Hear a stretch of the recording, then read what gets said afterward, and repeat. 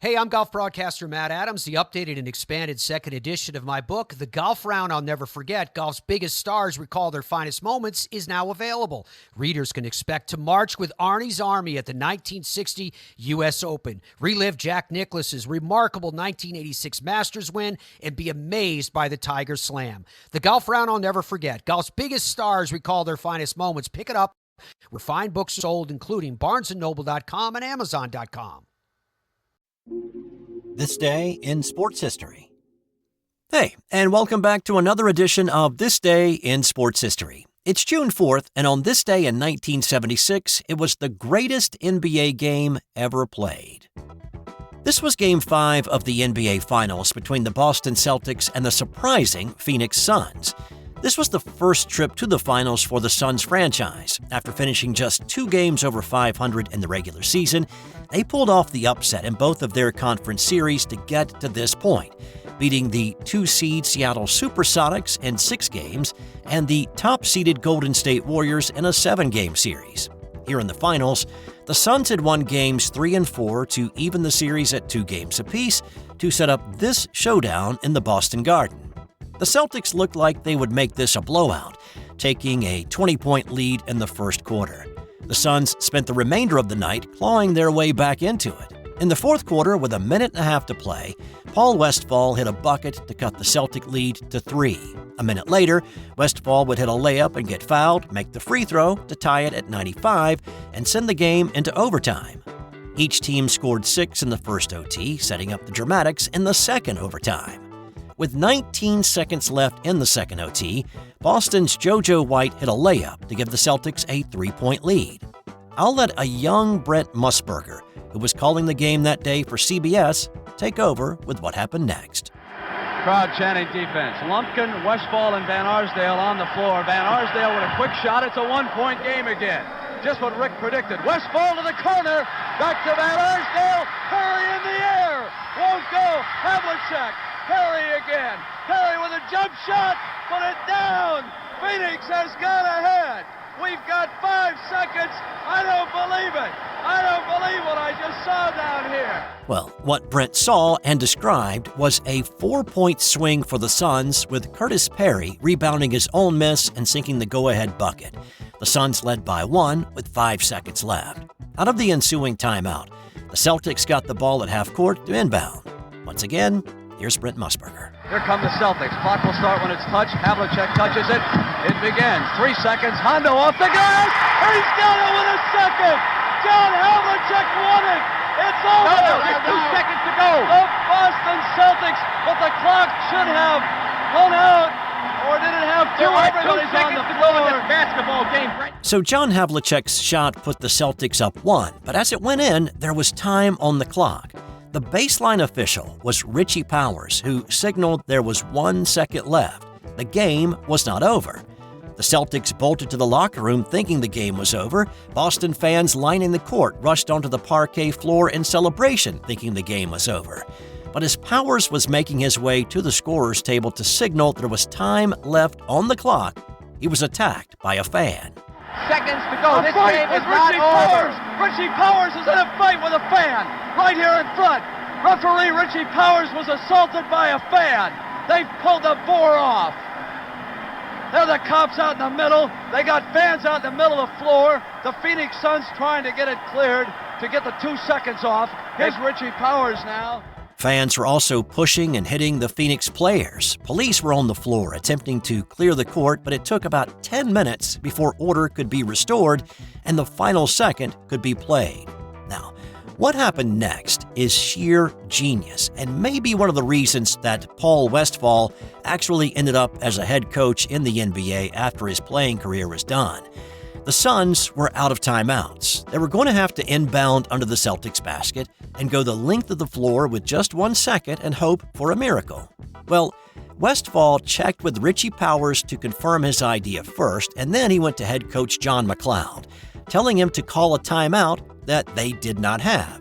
The resulting technical foul would give Boston 1 free throw, but give the Suns the ability to advance the ball to half court to throw it in. And that's what they did. JoJo White hit the free throw to put Boston up 2, and with 1 second left, this happened. Won't start until it's touched. They'll have to throw it up. Garherd, turnaround, shot in the air. It's good. It's tied again. I don't believe it. Garfield heard at the buzzer, threw one in outside. We've got a third overtime in a Boston Garden. It's 112-112. At that point, it was after midnight, and the players were exhausted. The Celtics managed to build a 6-point lead in the third OT. Westphal hit a pair of free throws in the final seconds to cut the lead back to 2, and then nearly came up with another steal. But finally, the Celtics were able to dribble out the clock and put the lid on a 128-126 triple overtime win. It was the longest game in the NBA Finals and has been equaled only once. That game also involved the Phoenix Suns in the 1993 Finals against the Chicago Bulls. But without a doubt, what happened on this night in the Boston Garden in 1976 was truly one of the greatest games, if not the greatest, in the history of the NBA. How about we keep the unruly fans theme going for this next one? Going back to 1974, it was the Texas Rangers at the Cleveland Indians for 10-cent beer night. Yeah, it doesn't take a molecular biologist to figure out this could go south in a hurry. But hey, I can hear you saying 10 cents went a lot further back then, and you are not wrong, but doing the conversion, that would be like offering a 65-cent beer night now. Okay, so a little background first. This was not the first 10-cent beer night in Major League Baseball. In fact, the Rangers had a 10-cent beer night a few weeks prior when the Indians had swung through Texas. In that game, after an Indians player was deemed to have slid too hard into second trying to break up a double play by Rangers players, pitches were thrown up and in, a little chin music. And when one of those pitches with intent connected, the benches cleared in an all-out brawl. After that game, Cleveland sports radio man Pete Franklin began stoking the flames of retribution for when the Texas Rangers came to town. Also, the city of Cleveland was mired in a decade-long economic decline. Factory after factory closed and moved elsewhere, leaving an environmental disaster in its wake. Oh, and it was really hot. The kind of hot that one 10-cent beer cannot quell. The team was a game under 500 heading into this night, but it had really been a 30-year slump for the club. Attendance was way down, typically around 7,000 a night. Well, on this night, the Indians drew 25,000 fans to the ballpark, with their fires lit by a local sports talk radio with the added lure of cheap beer with not much in the way of a limit. Things got ugly.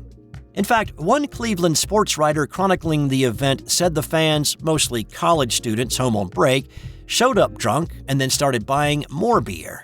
To be fair, the beer had been watered down a little, and there was supposed to be a limit of 6 beers per person, but there were no limits on the number of trips to the beer stand one could make. In the second inning, an older woman climbed over the rail and ran to the on-deck circle, opened her blouse, and flashed all who could see. She was removed by police. And another thing to know, the fad of streaking was also a thing on a lot of college campuses then. In the fourth inning, one gentleman stripped down to nothing, jumped the railing, bolted for second, and slid. Ouch. He got up and ran, jumping the railing again, and he was not called. Later on, fans threw firecrackers on the field. The umpires paused the game, and they tried to get the PA guy to calm the crowd down a little bit. That didn't work. In fact, it only got worse. Hot dogs were thrown at the Rangers players.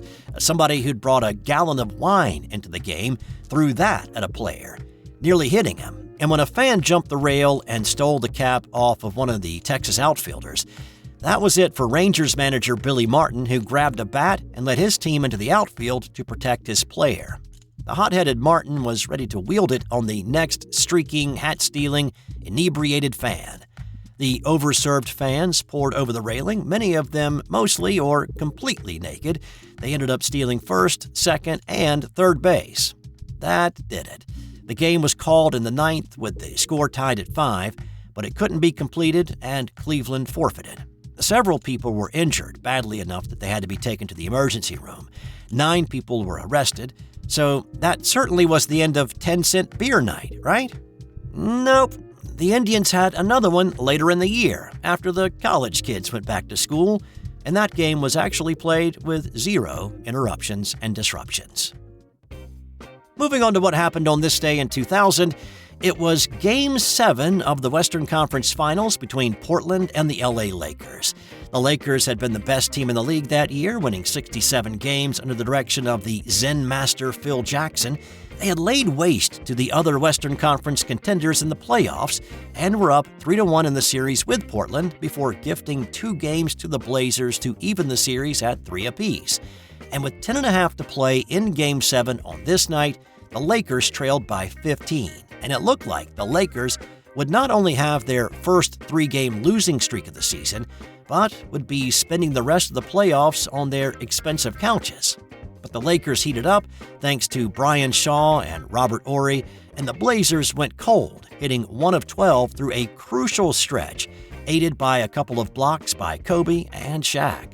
And then up 4 with 42 seconds to play, Kobe lofted an alley-oop to Shaq, who slammed it down with his right, and the Lakers put the exclamation point on their comeback, winning 89-84 to advance to the NBA Finals for the first time in 9 years.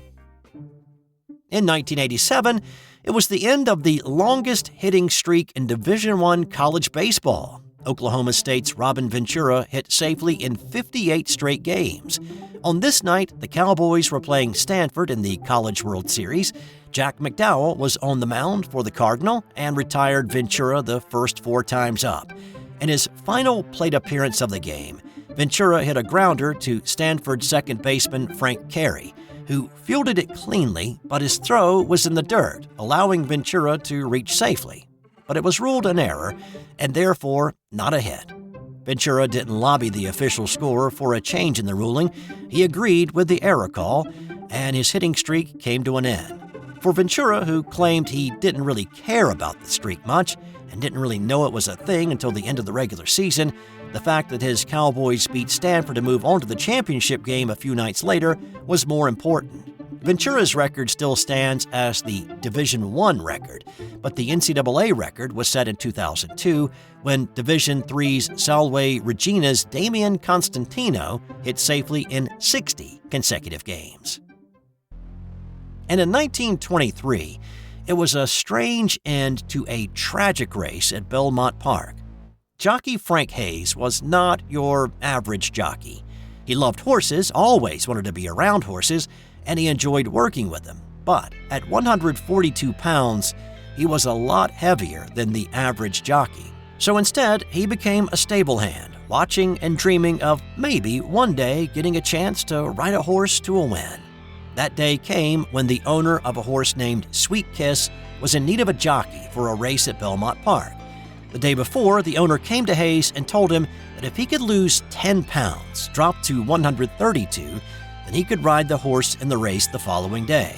Of course, he said he would, and he started fasting, no food, no water, and vigorous exercise. When he weighed in the next day, he'd actually lost an extra 2 pounds, so 12 pounds lost in 24 hours' time. Now, we know now that is not healthy. It puts a lot of stress on the heart. But on this day, the 22-year-old Hayes mounted up on Sweet Kiss, a 20-1 long shot in this race. When the gates opened, Hayes and Sweet Kiss took off, and they put some distance between themselves and the other horses. But those watching the race that day noticed Hayes slump over midway around the track. The horse kept running and crossed the finish line in first place. In his first ever race as a jockey, Frank Hayes had won atop Sweet Kiss. The horse's owner was ecstatic, and he ran to congratulate the horse and rider. But when he got to them, Hayes was still slumped over his horse. When the owner tried to rouse Hayes, the jockey fell from the saddle and crashed to the ground. A doctor rushed over, felt for a pulse, but there wasn't one. He later suggested that Hayes had collapsed and died from a heart attack.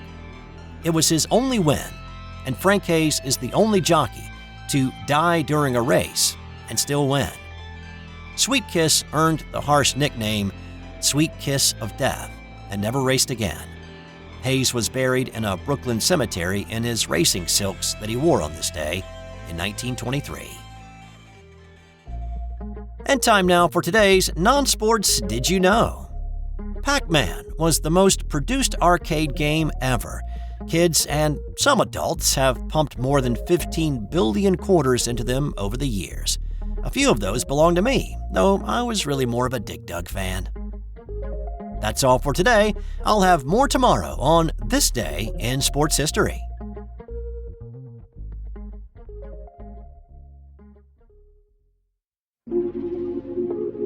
This has been an original Thrive Suite production. Hey there, sports history fan.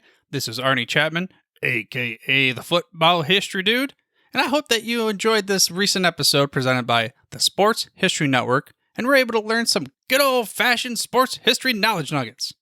I started the Sports History Network back in 2020 with the mission to help podcasters find a community of like-minded sports history nerds, as well as helping aspiring podcasters to start their own shows. We have a little bit over 30 shows on the network right now covering all sorts of sports history, but as far as I'm concerned, we're just at the toothpick in the ocean moment, that can't even figure it out because there's so much more coming. We wanted to create the ultimate headquarters for sports yesteryear, starting with Podcast Network and our website, but we're going to continue to move into other mediums as well. And here's the cool part, because we want you to be part of our team. So if you're interested in starting your own podcast, or maybe being a guest on one of our shows, or who knows, maybe even writing an article for us over on the website. Seriously, all you gotta do is reach out to us on the contact page over at sportshistorynetwork.com. You can be as technologically savvy as a Neanderthal tapping on a stone trying to figure out this whole hieroglyphics thing back in the day. Again, it doesn't matter, because even if you don't understand the whole podcast space, we have a production team that can pretty much help you out with doing everything. All you gotta do, head over to sportshistorynetwork.com, head to the contact page, fill it out. That message goes right to me, and I'll reach out to you as soon as I can. But for now, dude, I'm through if you're through.